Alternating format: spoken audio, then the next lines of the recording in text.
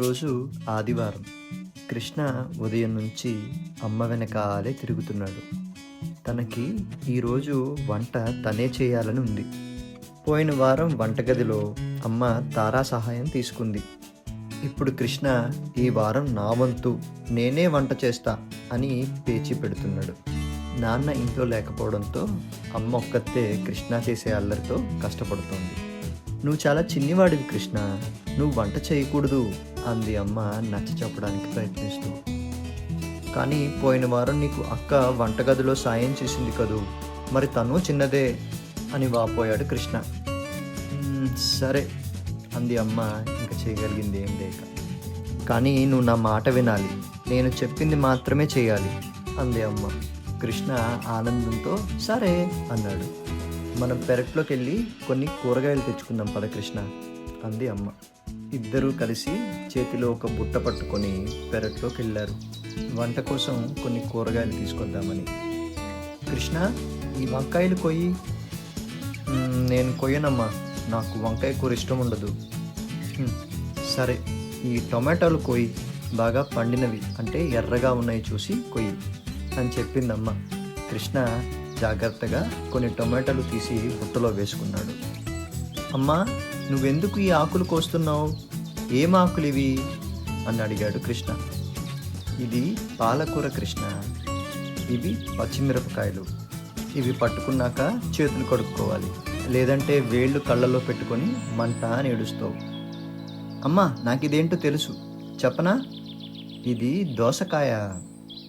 అది కర్బూజా కృష్ణ అని నవ్విందమ్మ. కృష్ణ ప్రశ్నలు అడుగుతూనే ఉన్నాడు అక్కడున్న ఆకుకూరలు, కూరగాయలు, పళ్ళ మొక్కల గురించి. కొంత సమయానికి కూరగాయల బుట్ట పట్టుకొని ఇద్దరూ వంటగదిలోకి వెళ్ళారు. అమ్మ కూరలు కడుగుతూ, దోసకాయ తొక్కలు ఒలుస్తూ, పాలకూర తురుముతూ వంట చేయడానికి సిద్ధపడుతుంది. కృష్ణ ఆ కూరగాయ తొక్కలతో ఆడుతున్నాడు. కృష్ణ బయటకు వెళ్ళి ఆడుకో, నీకు వంట అవ్వగానే చెప్తా అందమ్మ ప్రశాంతంగా వంట చేసుకుందామని. కృష్ణకు ఇప్పటి వరకు జరిగిన దాంతో తృప్తి కలగలేదు.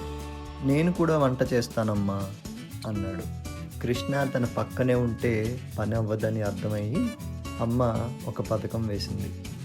సరే నాకు సాయం చేసి పెట్టు కృష్ణ, ఈ తొక్కలన్నీ తీసుకువెళ్ళి మన అర్జున్కి, లక్ష్మికి మేత వేసిరాపో అంది. కృష్ణ వాళ్ళ దూడ పేరు అర్జున్, ఆవు పేరు లక్ష్మి. అమ్మ అడిగిన సాయం కృష్ణకి ఎంతో నచ్చింది.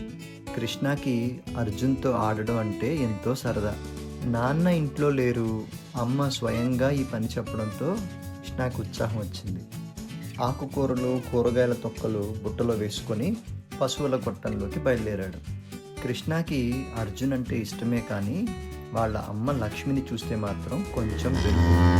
లక్ష్మి యొక్క ఆకారం చూసి, తనకున్న వాడి కొమ్ములను చూసి, ఒరే అర్జున్ ఏం చేస్తున్నావు, ఈరోజు నేనే వంట చేస్తున్నా, నీకోసం తర్వాత కొంచెం తెస్తాలే, ఇప్పటికీ ఎంతో రుచికరమైన ఈ తొక్కలు తిను అన్నాడు దూడతో. దానికి కొంచెం తొక్కలు పెట్టి మిగిలిన వాటితో అర్జున్ని అలంకరిస్తున్నాడు. ఇందాక వంటగదిలో తను ఆడుతున్న ఆట కొనసాగిస్తూ. ఈ ఆట అర్జున్కి నచ్చింది, కానీ వెనకాల నుండి లక్ష్మి మాత్రం తన అభ్యంతరం వ్యక్తపరిచింది. అలా కృష్ణకి తెలియకుండానే చాలాసేపు అక్కడే ఆటలాడుతూ ఉండిపోయాడు. తనకు ఒక్కసారిగా గుర్తొచ్చింది, నేను వంటగదిలో ఉండాల్సిన వాడిని ఇక్కడ ఉండిపోయానేంటి అని. ఒక్క పరుగున వంటగదికి వెళ్ళాడు అమ్మ దగ్గరికి. కృష్ణ ఇంతసేపు ఏం చేస్తున్నావు, నువ్వు రాకపోవడంతో వంటంతా నేనే చేయాల్సి వస్తుంది అంది అమ్మ అన్నీ తెలిసి.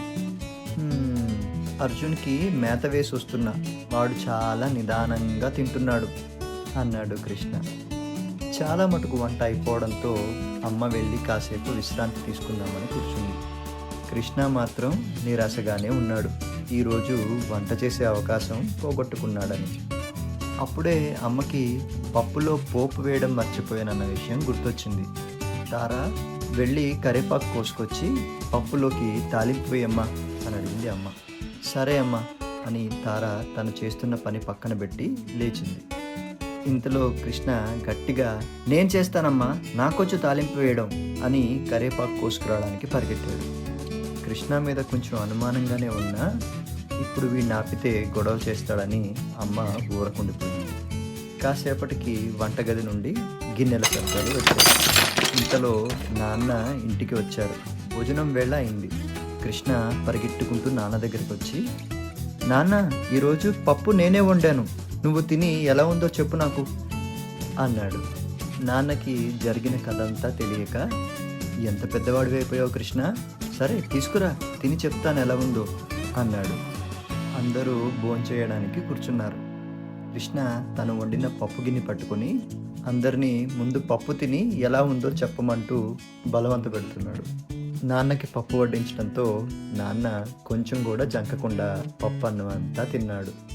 కృష్ణ ఎలా ఉంది నాన్న అని అడగడంతో కొంతసేపటి తర్వాత, బాగానే ఉంది కానీ ఏదో కొంచెం సరిలేదు కృష్ణ, కొంచెం చేదుగా ఉంది, ఏంటో అన్నాడు.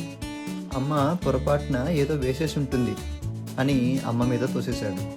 కొంతసేపటికి నాన్న పెదాలు నాలుక ఎర్రగా అయ్యాయి.